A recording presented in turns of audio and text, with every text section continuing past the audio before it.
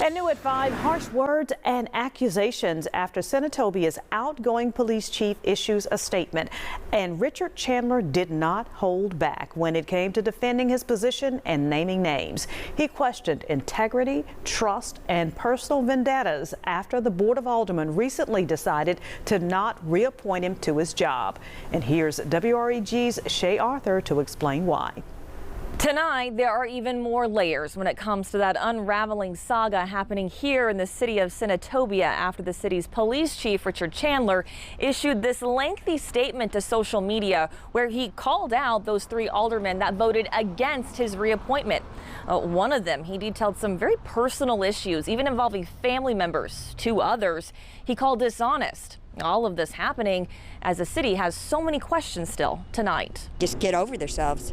That's how I put it. While politics clash, Barbara Roberts believes the deeper issue going on in Senatobia isn't a laughing matter. But yeah, it does concern me, and I think it concerns a lot of other people in town too. In his statement, Richard Chandler talked about the good people in the city he has worked to serve and protect, going on to say, "I am certainly disappointed that my time in Senatobia has come to an end, but I am more disappointed in the deception, dishonesty, and lack of integrity I have seen displayed in some of the city leaders and others." He pointed to City Alderman Chris McConnell, detailing extensively a relationship his close relative had with McConnell's family, which he claims led to the breakdown of his relationship with this loved one. Chandler also claimed the courts became involved in the personal issue, which he wrote, quote, "As a result of that, many of the most difficult and lowest moments of my life have been exploited for people's entertainment and enjoyment," questioning McConnell's character and his ability to lead, saying he will let people determine for themselves, writing, "and also what that says about the personal vendetta he claims does not exist."